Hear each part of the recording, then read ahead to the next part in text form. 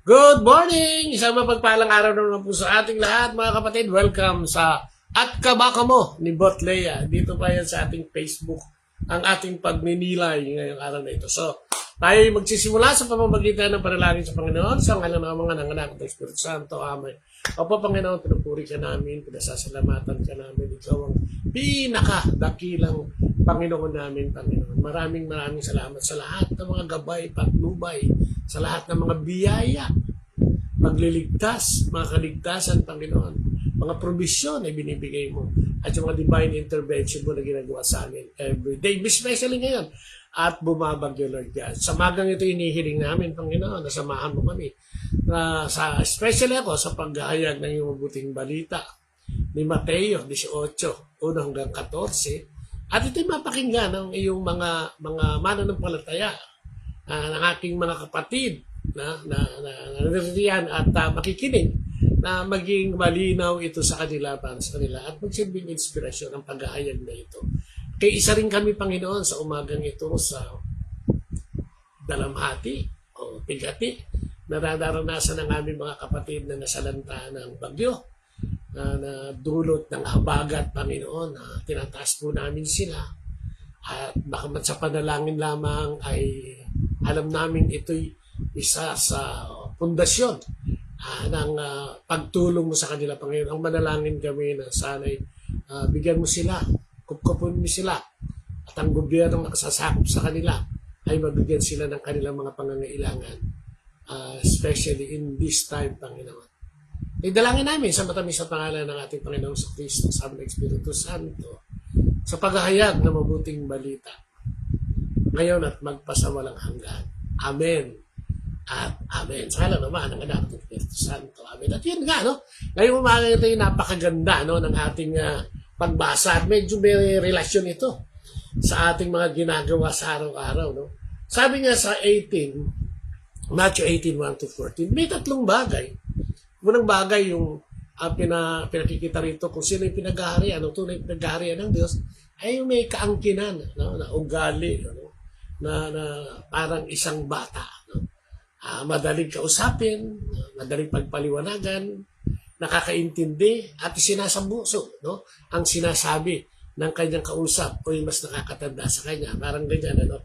Maliwanag sa kanya. No? Wala siya mga ibang inhibitions na iniisip kung hindi sinasabi sa kanya. At ganun naman ang gusto sa atin ng Panginoon. Ano?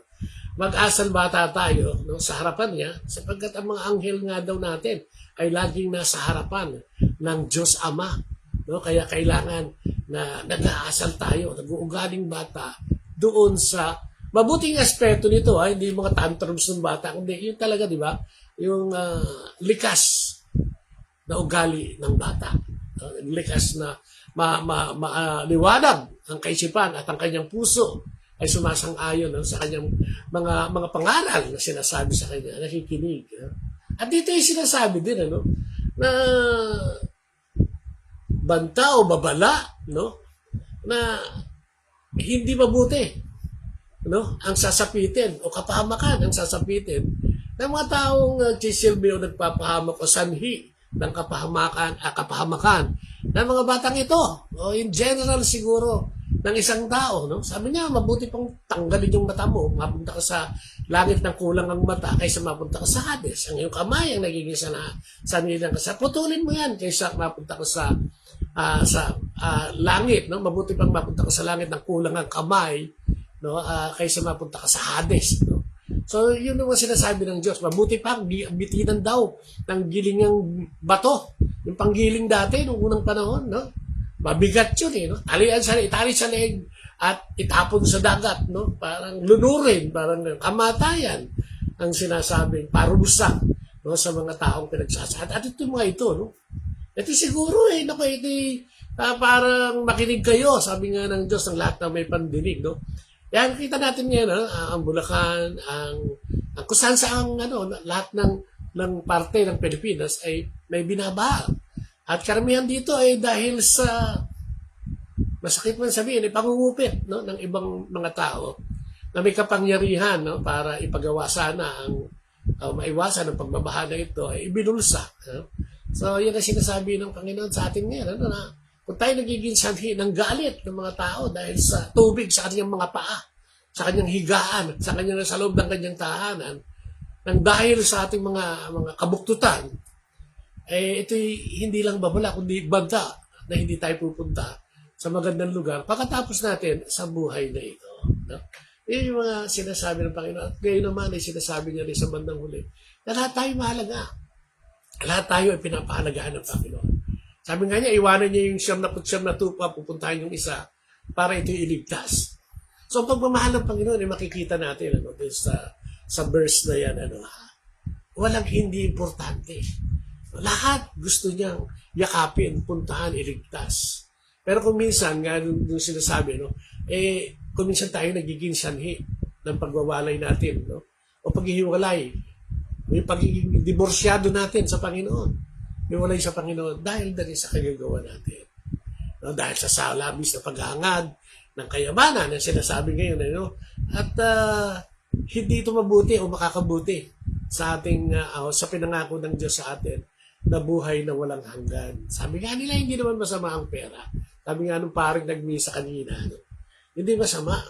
Pero yung paghahangad ng labis na kaperahan at gumagawa o nakakagawa o sinasadyang gumawa ng kasalanan at hindi iniintindi ang kasalanan, masunod lamang yung kanyang pagdami ng kanyang pera o kayamanan, isang madilim, na hinaharap ang para sa kanila. Kaya ngayon maraming nakikita mo ngayon sa pagdanood ka dahil nasa bahay lang naman bumabagyo yung habagat, makikita mo yung dalamhati ng mga tao, yung reklamo ng mga tao, yung panawagan, yung mga shout out ng tao na tinatawagan yung mga walang tigil sa paghangad ng kayamanan. At ang korupsyon ay grabe na. At may pinanood akong pelikula. Manila's Finest yata yun. 69 yung setting ng pelikula. May korupsyon na 69 pa. Siguro bago pa yun, meron na. So hindi lang 50 taon ang korupsyon sa gobyerno, sa pamahalaan natin. Hindi lang 50 taon na marami nagpapakasasa. Pero it seems, na parang wala namang nadadala, parang parang walang pagbabago. Lumalaki lang yung ninanakaw, dumadami lang yung naapektuhan, at mga nagdurusa. Kaya nga, di ba, napaka-importanting makinig tayo sa Diyos sa pamamagitan ng pagbabasa ng mga paghahayag ng mabuting balita. Kaya may araw na ito. Ito isang diretsahang pagsasabi ng Panginoon. Lahat ay mahalaga sa Diyos. Lahat ay mahalaga. Pero ang sasapitin ng mga hindi nagpapahalaga at gumagawa ng kapahamakan para sa mga tao ay madilim o kamatayan ang kanyang hatol. So tayo ngayon, bilang mga ordinaryong mamamayan, ano ba ang ginagawa natin patungkol sa tatlong bagay na ito? Tayo ay pinaghaharian ng Diyos na parang mga bata? O tayo ba nagiging sanhi ng kasalanan o kapahamakan ng ating kapwa? O tayo ba yung naliligaw? Pero tinuntun natin yung daan patungo sa Panginoon at nagpakupkup tayo sa ating Panginoon. Alin ba doon? At ito yung tatlong puntong ito, lalo higit ay napaka-importante sa buhay na ino-offer ng Panginoon. Hindi naman tayo dito hanggang dito lang. Sabi nga niya, hindi naman dito ang mundo natin. Yung realm na tinatawag, doon sa dako doon ay hinanda ng Panginoon. Kaya siguro marapat lang at matuwid na pag-isipan natin, pagnilayan natin.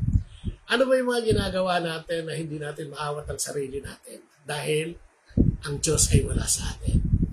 So siguro mas magandang pagnilayan paano ba natin maangkin ang kapangyarihan ng Diyos at makasunod sa kanyang mga utos. Ito pwede, sa ating mga mananampalatayang Katoliko, nandiyan ang magsimula sa pagsisimba. Kahit sino pwede pumasok sa simbahan. Curiosity. Ano nga ba ang meron doon? Ano ba ang nilalaman ng simbahan Katolika? At ano ba ang mga tao doon? Kaya na yun yung mga simula. Bakit ba kailangan mag-umpisa pag-aralan natin ang salita ng Diyos. Bakit kailangan tayo magbasa ng Biblia? Kahit kailangan tayo magdilay. Kasi sa pagdinilay natin o sa pagbasa natin ng mabuting balita, ito yung araw-araw na magkakaroon tayo ng action plan. O ngayong araw na ito sa tatlong bagay na yun, maging bukas sa Panginoon, talikuran ng kasalanan, at magpasakop sa Panginoon dahil mahal na mahal tayo ng Panginoon, no? At hindi niya tayo pababayaan. All are worthy, no? Lahat tayo ay may halaga at mahalaga sa Panginoon. Hindi ko mo iniwan niya yung 99, pinuntahan yung isa, hindi mahalaga yun, no? Sapagkat yung 99 na yun magkakasama na. At ang pagpapahalaga sa Panginoon ay naroon na. Pinuntahan yung isa. Tayo ba yun? Ba't tayo napawalay? Ano ba yung mga ginagawa natin sa buhay natin? Ba't tayo napapawalay sa Panginoon? Pagiging mataas ang pride, di ba? Pagiging sakim, laging galit, di ba?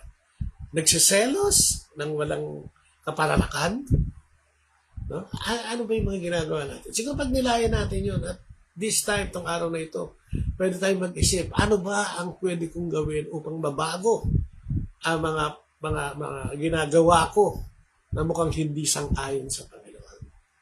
Sumama sa komunidad, makihalubilo sa kapwa Kristiyano. Iwasan natin yung mga taong magdadala lang sa atin sa kapahamakan. Marami yan. Nandiyan dyan ang kumare, kumpare, kaibigan, kasama yung lahat sa mga suspect, kumbaga, ng ating kinapapahamak. At tayo mismo, tayo pag nagpapasakop na dito sa mga suspect na ito, na masama ang ginagawa, mamaya yun na rin ang ugali mo. At ikaw na rin yun. Kasi siguro sa araw na ito, huwag natin tumigil sa pananalangin sa Panginoon. Bigyan natin ng oras ng Panginoon ng pananalangin sa umaga. No? Umpisa natin sa umaga yan. Hindi man kailangan maghapon ka magdadasal. Maglaan ka ng oras para sa Panginoon. Magtakda tayo ng oras. Maging totoo tayo sa ating pananalangin. Humingi tayo ng patawad sa Panginoon. At huwag nating kalimutan purihin ang Panginoon sa lahat ng ginagawa niya sa atin. Katulad ng pagbibigay niya sa atin ng buhay ngayong araw na ito. Para makapagnilay pa, makapag-isip. Wala, binibigyan pa tayo ng tsansa. Para ayos natin yung mga liku-likong daan natin. At itumid natin ito patungo sa kanyang pag-aari at kaharian doon sa buhay na ipinakain. Hindi natin alam, di ba? Nakita mo naman ngayon, may resulta ng landslide. Hindi naman nakalain mga taong mamamatay sila. Baha, nalunod sa baha. Hindi naman nila kailangan. O alam, na yun na itinaknak oras nila. Walang nakakaalam. Kaya sabi ko, lagi tayong maganda. Lagi tayong maganda. Ano yung sabihin ko? Tayo maglinis, ayusin ang ating mga sarili. Especially kung may kabigatan yung ginagawa nating pamamalakad sa buhay natin at nagiging sanhi tayo ng kapahamakan ng iba. Mahalaga ang bawat isa sa ating Panginoon na siyang lumikha sa atin. Kung kaya pag may nawala dahil sa iyong napabayaan, no? O dahil sa iyong kasakiman, no? O dahil sa iyong pagiging masyadong makasarili, sigurado ako, diretso, mananagot ka sa Panginoon. Kaya iwasan natin ito, lumapit tayo sa Panginoon. Patulong tayo na ituloy natin ang ating mga buhay, sapagkat kung tayo lang hindi naman natin kakayanin. Hindi natin kakayanin. Kaya napakaraming pamamaraan kung paano tayo makakalapit sa Panginoon. At nasa iyo na ang boda. No? Nasa iyo na kung kailan ka magsisimula. Pero maganda, ngayon na. Amen? At yan ang ating pagdinilay ngayong araw na ito. Ay manalangin sa ngalan ng Ama, ng Anak at ng Espiritu Santo. Amen. Panginoon, salamat sa liwanag na ibinigay mo. Although, bumabagyo ngayon at may habagat, napakadilim ng kalangitan. And it seems na parang gano'n ang nangyayari sa amin. Lalo na yung mga kapatid namin na nasa gitna ng mga trahedya at pagsubok na ito, Panginoon. Idinadalangin namin. Sana'y magkaroon ng kaliwagan ng kanilang mga isip, mabigay ang kanilang sapat na pangangailangan ng aming gobyerno sa pamamagitan ng pagtustos mo. Pinadalangin namin na huminto na rin ang habagat na ito para magkaroon na ng pag-aayos, makabalik sa dati, especially yung mga kapatid namin na naging biktima ng ganitong sakuna. Tinataas din namin sa Panginoon sa bilang kabuuan. Yung mga kapatid namin, no? Sa pananampalataya, Kristiyano o hindi Kristiyano.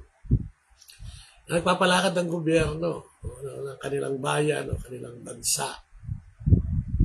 Sana Panginoon ay maging aayon sa iyong plano ang kanilang mga plano para sa kanilang nasasakupan at piniglilingkuran. Salamat Panginoon. Salamat sa araw-araw na buhay.